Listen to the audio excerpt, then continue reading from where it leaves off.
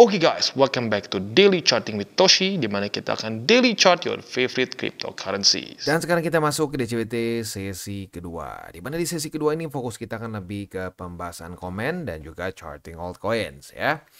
Nah, untuk hari ini sesuai dengan DCWT sesi pertama juga gue ingatkan ya, hari ini nggak ada data penting atau lebih tepatnya nggak ada bintang 3.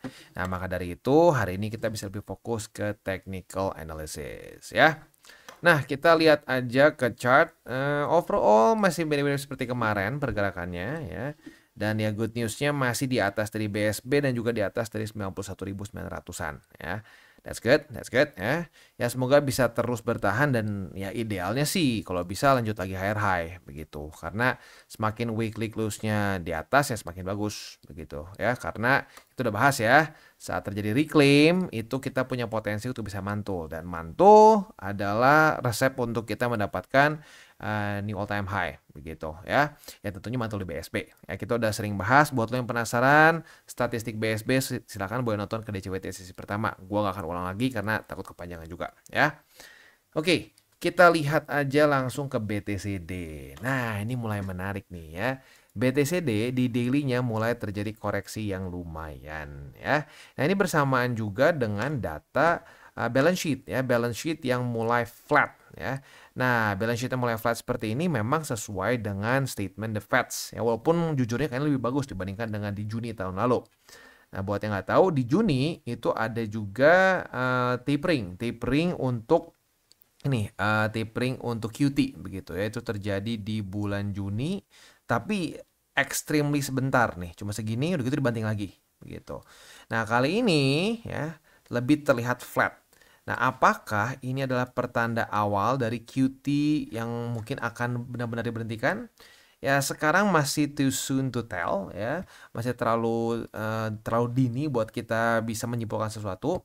Nah, tapi ya lu bisa lihat sendiri efeknya ke BTCD. Ya, BTCD mulai melemah begitu. Jadi ya makanya nih gue bilang sangat berkorelasi begitu ya.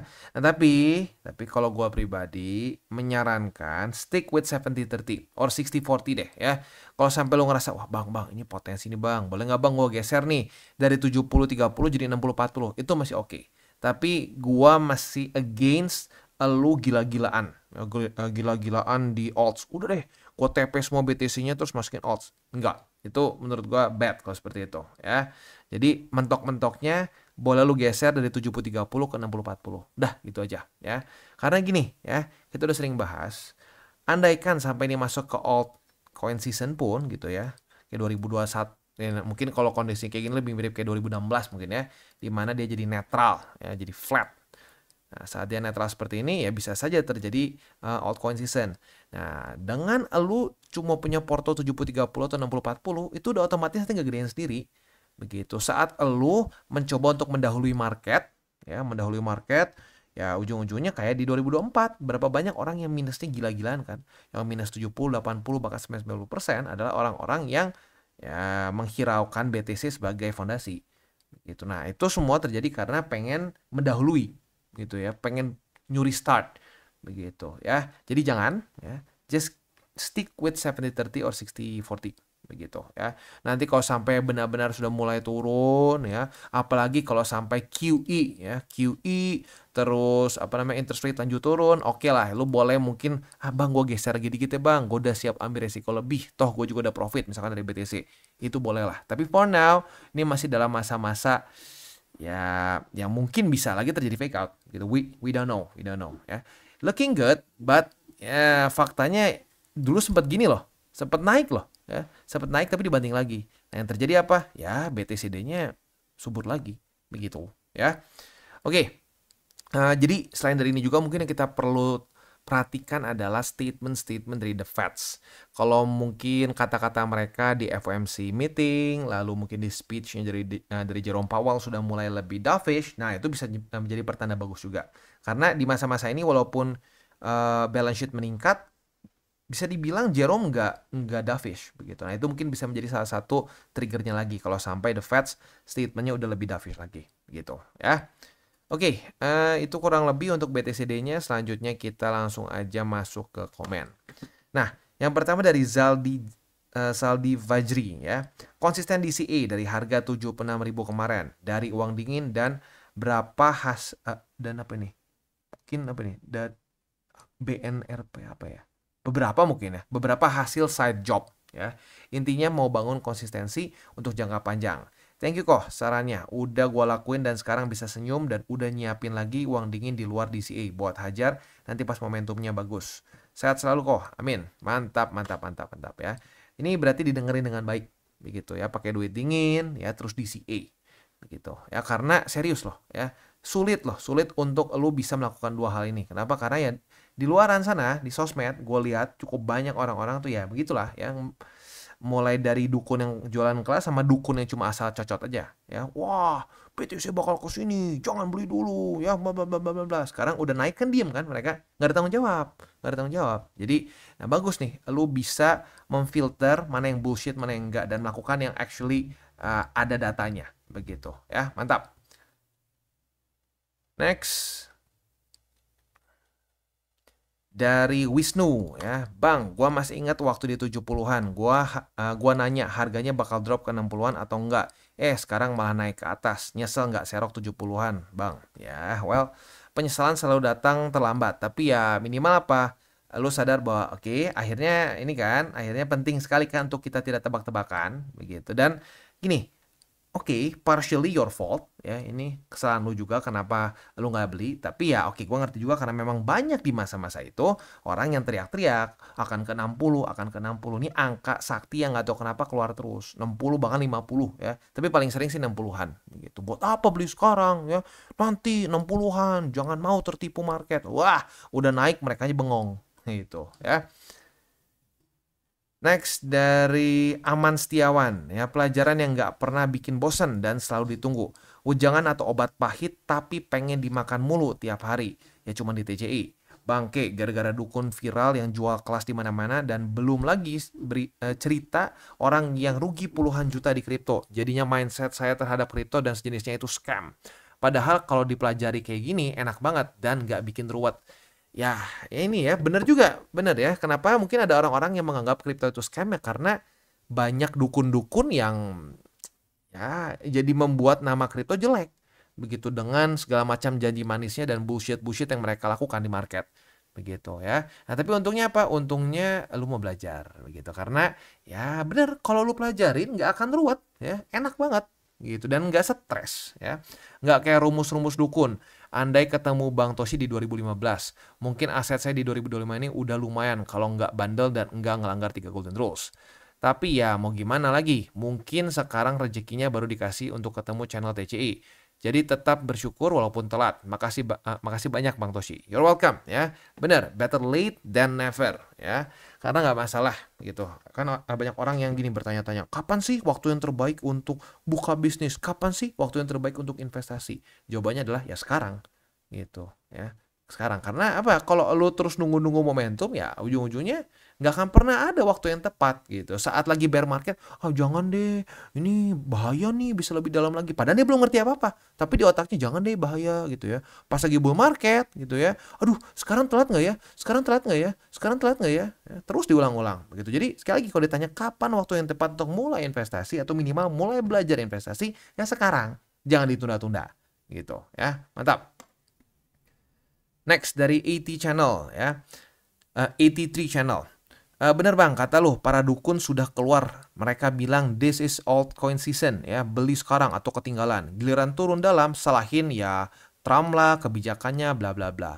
Yes ya, jadi lucu. Para dukun itu ya cuma ngebaca tuh berita cuma judul biasanya gitu ya. Ini bisa naik, tapi wah ya itu bacotannya gedenya luar biasa. Udah kayak dia tahu aja, udah kayak Mama Loren. Wah, gua ketahuan tua nih kayaknya ya. Yang tahu Mama Loren mungkin udah udah cukup ya udah minimal udah nikah lah gitu ya. Ya, tapi intinya apa? Intinya sekarang udah begini, mereka tinggal nyalain hal yang lain kan. Ingat nggak dukun yang geser-geser altcoin season dari Oktober tuh? Oktober katanya pasti altcoin season, tidak mungkin tidak. Oh, meleset sedikit November nggak jadi. Desember, Januari turun recovery, my ass nggak ada ya kan? Sampai sekarang nggak kejadian-kejadian kan? Gitu. Nah kenapa? Ya karena rata-rata para dukun yang cocoknya besar ini ya itu nggak ngerti fakta data statistik. Mereka cuma ya ngomong aja, cuma ngelihat news, bullish, oke, bullish, ya. Bearish. Perhatiin, ya. Dukun sering sekali seperti itu kan, ya. Saat media sedang mengeluh-elukan kripto, mereka ikut-ikutan. Wah, luar biasa, ya. Bullish, udah gitu punya target yang aneh-aneh lah, ya. Nah, waktu bearish, ikut-ikutan juga. Bearish, 60.000, 50.000. Kacau kan akhirnya? Nah, ya itu dia, ya. Wow, thank you. Ada super thanks dari Captain Millennial ya. Wah, sekali lagi ya, super thanks ini sangat membantu perkembangan DTCI karena kita sudah sering bahas bahwa DTCI ini semuanya gratis, tidak ada yang berbayar sama sekali. Nggak ada grup VIP, nggak ada ya apapun yang begitu-begitulah, semua bisa diakses dengan free. Nah, jadi super thanks selalu menggunakan link referral di bawah, itu sangat membantu perkembangan dari TCI. Jadi sekali lagi thank you untuk Captain Millennial. Next, wah dapat lagi super thanks dari John N293 ya. Bang, tolong jawab, menurut data, fakta, dan statistik, berapakah target BTC di 2025? Terima kasih. Nah, ini, kita nggak pernah bisa tahu berapa spesifiknya secara harga gitu. Nah, itu yang dari cycle ke cycle selalu berbeda, dan bedanya tuh bisa sangat ekstrim. Begitu. Jadi, menurut gua, kalau kita pengen tahu, wah di angka berapa nih BTC? Nggak bisa. Ya, karena itu sangat tergantung dengan hype-nya, tergantung dengan liquidity, tergantung dengan macroeconomics. Jangankan gua ya, BlackRock aja kalau ditanya targetnya bisa berapa, mereka angkat tangan menurut gua. Ya, karena nggak ada yang pernah bisa tahu. Ya, sampai ada orang yang bisa ngomong segini dan benar, itu 100% hoki, karena nggak ada hitungannya. Serius, nggak ada hitungannya. Ya. Nah, jadi yang kita punya secara fakta, data, dan statistik adalah kapan kira-kira dia akan menemukan cycle top. Begitu ya. Nah, itu kurang lebih ya setahun setelah halving begitu, atau lebih tepatnya gini lah, kuartal 4 ya, post halving year gitu. Ini terjadi berkali-kali ya, dan berkali-kalinya itu serius. Kalau nih ya, kita kasih lihat ya. Kita kasih lihat. Jadi ini tuh selalu terjadi dan sangat rapih, selalu di kuartal 4 setelah halving ya. Nih halving itu kan yang warna merah nih ya. Halving pertama, kedua, ketiga ya. Nah, yang keempat yang sekarang nih ya. Nah, halving pertama kita bisa lihat ya, kurang lebih ya setahun dari halving ya ketemu apa? Ketemu pucuk gitu ya, ketemu pucuk. Nariknya jauh banget, sorry. Nah, ketemu pucuk begitu ya. Sama ini juga kurang lebih setahun ya. Ya, adalah plus minus sedikit tapi ya segituan begitu. Nah, jadi ya lagi-lagi ya simpelnya adalah post halving year kuartal 4. Nah, di daerah-daerah situ ya, Oktober, November, Desember, kita akan ketemu pucuknya di cycle ini begitu ya. Mungkin nggak Bang at some point pecah? Mungkin aja ya. Mungkin saja statistik ini at some point pecah, tidak berlaku lagi. Tapi at least for now masih dan sangat rapi dari cycle ke cycle ke cycle. Begitu ya. Nah, menurut gua teorinya kapan ini mulai tidak efektif? Menurut gua ini akan mulai tidak efektif saat si block rewardnya makin kecil begitu ya, karena menurut gua cyclical nature of Bitcoin ini terjadi karena halving. Nah, saat block reward makin kecil ya, orang-orang udah nggak terlalu merhatikan lagi halving karena udah terlalu terpecah-pecah gitu ya. Kan kita ini ya, bagi lo yang nggak tahu, halving itu sesuai dengan namanya halving, dia akan membuat block reward menjadi setengah. Jadi para miners nih, misalkan dia tadinya mining kalau berhasil bisa dapat 1 BTC. Ini contoh aja ya. Nah, setelah halving selanjutnya itu akan jadi setengah. Selanjutnya lagi akan jadi ya seperempat berarti dari awal. Nah, itu makin sering terjadi, maka ya akan makin kecil kan block rewardnya. Nah, saat block rewardnya makin kecil, menurut gua efek cyclical ini akan berkurang dan maybe at some point akan benar-benar hilang aja. Begitu. Ya, tapi lagi-lagi itu masih teori dari gua gitu ya. Oke, next dari orang kita. Bang, TCI nggak cuman ada satu cycle ini doang kan? Nggak satu cycle doang. Tapi gini, komitmen gua di cycle ini akan ekstra sering, ekstra bawel untuk mengingetin gitu ya. Tapi ya jujur kalau mau ngomong capek sih. Ya, gue capek ya. Tapi nggak apa lah. Ini kan cycle pertama kita di channel TCI ya. Ya jadi makanya gua akan gila-gilaan di sini ya.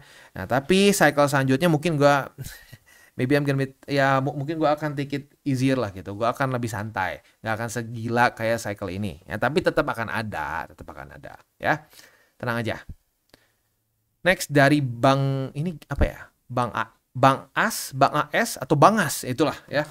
Ngomong-ngomong soal topeng, jadi ingat YouTuber otomotif bertopeng juga Bang. Si Omobi ya, temennya Fitra Eri ya. Malah justru yang low profile gini yang benar-benar menyampaikan informasi dengan benar, no hoax dan tidak flexing dan dengan janji manisnya kaya dalam 1 bulan. Iya sama gua suka, tapi sebenarnya kalau gua lebih suka dengerin Fitra Eri sih, tapi Om Mobi juga bagus lah ya. Ya jadi gini, saat seseorang tuh memang ingin benar-benar fokus sama isi kontennya, ya muka dia nggak penting ya, hal-hal pribadi dia nggak penting, tapi ya harusnya itu fokusnya di informasi saja kan. Begitu. Nah itu satu alasannya kenapa gua pakai topeng untuk privacy gua dan supaya apa orang ya udah fokusnya sama edukasi gua gitu ya. Kayak gini deh ya, kayaknya masih ada yang mikir itu OP ya atau opening dari semua video ini gua rekam ulang-ulang. Enggak, itu video udah berapa tahun lalu. Ya, gua udah pakai cuma buat openingnya aja, gua rekam sekali. Udah gitu udah gua pakai ulang aja kan sama aja isinya DCWT begitu kan. Nah, jadi gua ingin TCI ini fokusnya bukan ke wow gila ya Bang Toshi pakai ini, wah gila ya Bang Toshi makin kaya makin enggak. Itu nggak penting. Yang penting adalah fakta data statistik yang gua sajikan itu beneran berfungsi nggak? Nah, faktanya berfungsi kan? Nah, itu aja. Itu yang paling penting ya. Next dari Bro Aina. Lihat candle saat ini agak trauma sama waktu Maret tanggal 24 sampai 28. Coba 24 28 gue udah rada lupa sedikit nih. 24 28 tuh ada apa ya? Maret Maret 24. Maret 24 nih. Oke. Oh, ada kemiripan sih, ada kemiripan. Tapi gini, ada perbedaan mendasarnya apa? Perbedaan mendasarnya di daily aja waktu itu BSB-nya masih sangat kuat sebagai resisten. Begitu. Nah, kali ini sudah sempat daily close di atas dari BSB. Jadi nggak sama persis, tapi I get it ya. Mulai ada kayak konsolidasi begitu ya. Nah, pertanyaannya sekarang konsolidasinya kan dulu di bawah BSB, sekarang konsolidasinya di atas dari BSB. Apakah justru malah akan kebalikan dengan yang di Maret sini ya? Ada kemungkinan seperti itu karena dia di daily mulai reclaim BSB. Nah, tapi lagi-lagi untuk BSB ini paling penting sih di weekly ya instead of daily ya. Dah lah, jangan tebak-tebakan, jangan bawa-bawa emosi, cukup realistis dan lakukan aksi reaksi. Sehat dan sukses untuk kita semua dan salam tabur tuai. Mantap ya. Ini gue suka banget nih dengernya ya. Jangan tebak-tebakan, jangan bawa-bawa emosi. Yes, ya sudah. Tunggu saja sampai tanggal mainnya. Tunggu sampai statistiknya bermain. Kalau sampai dia weekly close di atas dari BSB ya sudah. Berarti kita tinggal tunggu mantul nggak nih? Ya, mantul atau fake out. Gitu kayak di sini kan kita di fake out terus sampai muntah gue ya. Aduh, mual nih waktu ngeliat di sini ya.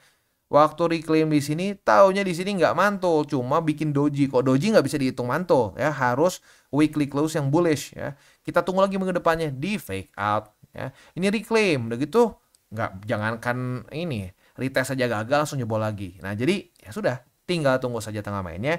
Dan memang waktu lagi menunggunya kadang-kadang bikin sakit perut. Nah, tapi kalau udah lumayan lama, udah sering nunggunya ya, lama-lama kebiasaan begitu ya. Next dari peternak seksi. Oke. Oh, spesifik juga ya.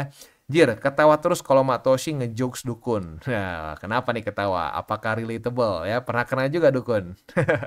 Nggak apa sebenarnya kena dukun sih. Gue pribadi juga kena dukun dulu ya. Tapi yang penting apa? Udah kena dukun, sadar bahwa ya mereka itu ya mereka bullshit lah intinya. Ya dukun tuh bullshit. Mereka nggak tahu. Mereka mengklaim mereka tahu market mau kemana, tapi faktanya nggak. Makanya kenapa penekanan terbesar di TCI adalah jangan tebak-tebakan.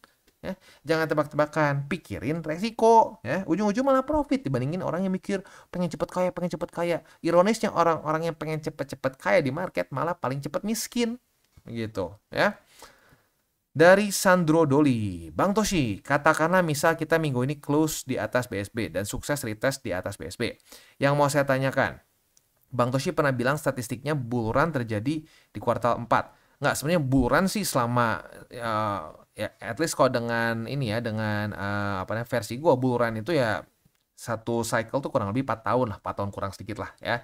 Nah, tapi kuartal 4 itu justru pucuk. Ya, bukan bull run tapi pucuk begitu ya.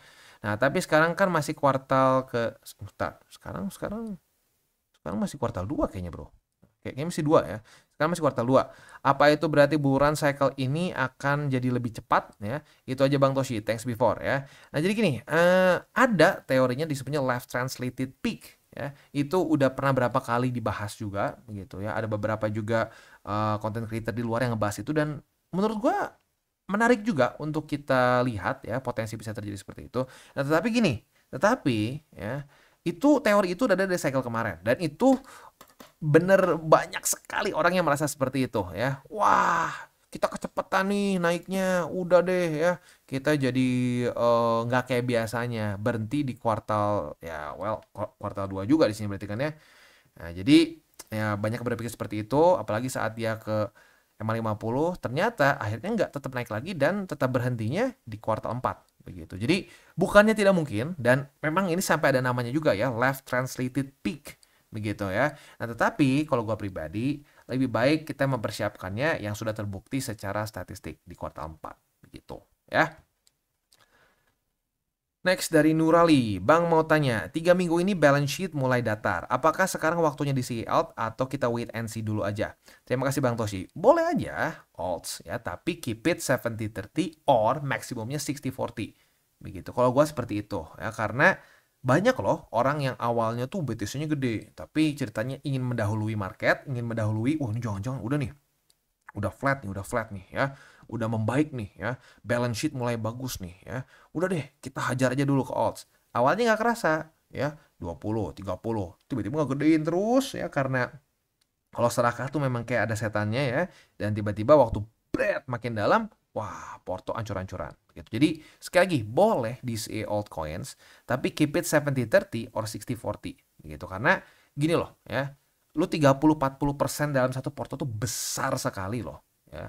Itu dari 30-40% aja itu, kalau dia udah waktunya altcoin season, itu dia akan secara otomatis ngegedein sendiri begitu. Jadi sebenarnya nggak perlu dibantu lagi pun ya tetap bisa ngegedein sendiri. Karena ya dalam altcoin season biasanya mereka kan ngepam gila-gilaan dan outperform BTC begitu. Ya, jadi kalau gue pribadi sih gue lebih prefer cara seperti itu, karena dengan kita keep it 70 or 60% BTC-nya, dia akan tetap menjadi apa namanya handbrake yang efektif begitu ya. Nah, lo kebayang gini nggak, misalkan gini ya, lo mobil handbrake yang buat mobil sedan dipakai buat di truk yang beratnya berapa kali lipatnya, ya bisa jebol kan. Nah ya sama begitu, kalau lo BTC-nya dikecilin tuh lo kayak masangin handbrake ke truk begitu, handbrake sedan ke truk ya. Teorinya sama-sama handbrake kan, nah, tapi menjadi lebih nggak efektif handbrake-nya begitu ya. Next dari Bang Hendrik, makasih bro, gara-gara selalu simak dengan seksama DCWT terutama sesi pertama, gue sering profit trading di Wolby. Paling gurih kemarin sore di jam 3:50, berarti jam 4 kurang sedikit ya. Gue open posisi di 91.700, leverage 200x, resiko liquid. Waduh, berarti aduh hati-hati ya. Pas gue lagi gila-gilanya, dan gue janji besok gak akan gila lagi. Janji ya, awas loh ya. Itu aturan kedua loh, jangan over leverage ya. Jadi gini nih, sebenarnya bukan masalah berapa jumlah leverage yang lu pakainya, karena lu 200x pun masih bisa jaga resiko sebenarnya kalau lu bener. Yang paling pentingnya satu, gue tanya. Berarti kan resiko liquid nih. Harga running lu ke harga liquid deket kan? Nah, itu udah jelas, itu pertanda over leverage. Begitu. So, jangan terlalu nafsu gitu ya. Mungkin hari ini kan resiko ya, resiko liquid berarti harusnya aman ya, masih selamat lah begitu ya. Nah, next time jangan lagi ya, sesuai dengan janji lu nih ya, nggak gila lagi ya. Beres, oke, itu kurang lebih untuk pembahasan komen kita pada hari ini. Selanjutnya kita masuk ke buy limit. Tetapi sebelum kita masuk ke buy limit, seperti biasa gue akan disclaimer dulu bahwa semua konten dari TCI bukanlah financial advice. Ini semua bentuknya adalah edukasi. Dan untuk hari ini, our sponsor is Wolby ya. Wolby ini salah satu platform yang kita sering pakai untuk untuk charting di DCWT sesi kedua ya. Dan buat lo yang sudah nonton juga beberapa video review gue mengenai Wolby, harusnya udah lumayan familiar juga ya. Jadi Wolby ini adalah satu platform untuk kita trade futures ya. Bisa trade secara manual ya. Kita di sini nih ya, di bagian terminalnya kita bisa trade seperti kita trading futures saja in other exchangers ya. Nah, tapi yang unik dari sini adalah mereka ini ada AI agents ya. Nah, si AI agents mereka ini ya bisa membantu kita untuk buka posisi begitu dengan berbagai macam jenis ya. Kayak contoh di sini ada yang fokusnya di koin-koin yang sedang meroket begitu, resiko medium, mid term, secara kita ngeholdnya mid term begitu ya. Lalu ada yang fokusnya di altcoin saja, resiko kecil, long term ya. Ada juga yang paling mungkin konservatifnya nih, BTC saja, low risk dan long term. Ini kita bisa coba ya, dan gue pribadi sudah pernah coba 5 kali ya. Kita udah pernah bikin update 5 kali mengenai Wolby. Dari 5, gue cuma loss sekali. Itu jujurnya gila sih, jujurnya gila ya. Dan Ya mungkin gini, kalau dari pro-nya, wah ya gila juga itu kan profit begitu ya. Tapi mungkin con-nya adalah ya mereka nggak ngasih tahu gimana cara kerjanya spesifiknya si AI-nya seperti apa ya. Mereka cuma ngasih tahu ya pokoknya ini ada berbagai macam jenis resikonya gitu. Dan jujurnya waktu gua coba yang sampai gua loss itu gua terlalu nggak kira-kira sih. Gua buka posisi kayak 20 gitu. Gua penasaran masih aman nggak? Ternyata loss ya. Walaupun gilanya lossnya nggak terlalu gede ya. Ya jadi lagi-lagi cukup menarik ya buat dicoba. Dan kalau lo mau coba di sini ya, mereka ini sedang ada promo rebate voucher ya.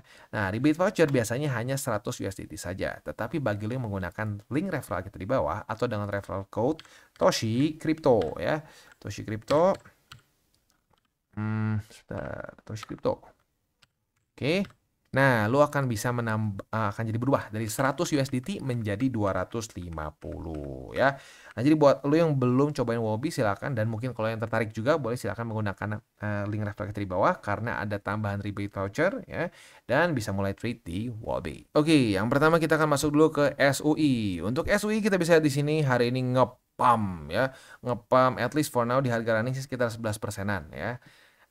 Tapi ya untuk posisi futures otomatis masih belum ada setupnya ya, karena dia kemarin reclaim, maka hari ini kita lihat apakah di close-nya akan tetap di atas atau enggak ya. Kalau masih tetap di atas, besok kita bisa limit posisi long. Tapi for now ya, karena masih jauh juga ya, udah berarti belum ada setup ya. Nah, untuk posisi spotnya, dan ini mantapnya kena retest juga. Buy limit pertama sudah kena di angka 3,2476 ya, kena langsung profit 11%, lagi gila juga nih ya. Yang cukup dekat dengan EMA 200, jadi gue hitung sebagai conference. Lalu buy limit kedua di angka 2,94 dan yang ketiga di angka 2,48. Next kita masuk ke BNB. Dan untuk BNB posisi long kita sudah kena target TP, minimal buat yang konservatif ya. Retest 1, retest 2 di angka 597,078, kebuka posisi longnya. Target TP konservatif kan di sini nih ya, di struktur yang baru terbentuk lagi di tanggal 22 dan 23 kemarin. Nah, buat elu yang sudah buka posisi longnya, congratulations, profit sebesar ya not bad lah, 1,78% ya. Nah, buat yang agresif masih boleh di hold ya, karena memang ya masih bertahan di atas dari struktur juga sih ya. Nah, target TP-nya ya karena memang agresif juga ya di sini sih dia sama 200 gitu. Jadi masih cukup jauh sebenarnya ya.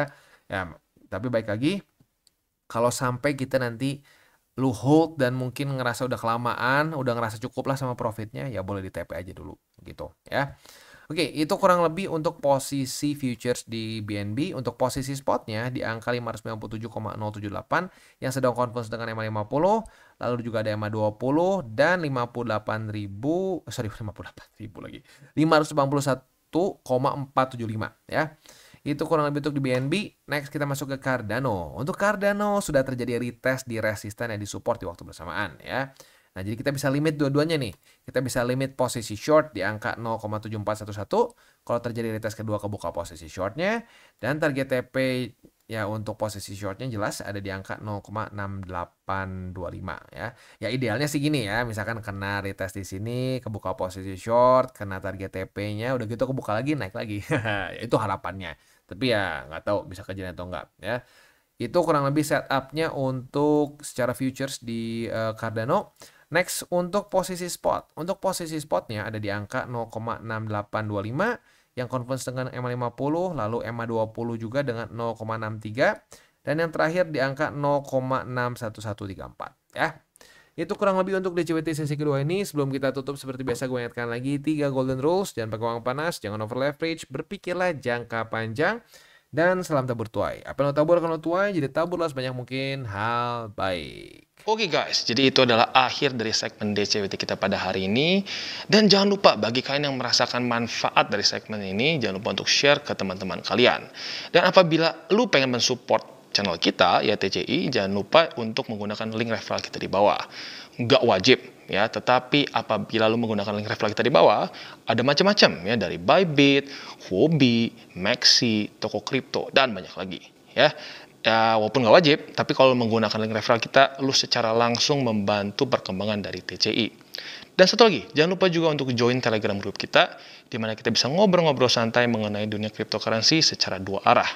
So, jangan lupa untuk like, subscribe, click the bell icon, and see you on the next video.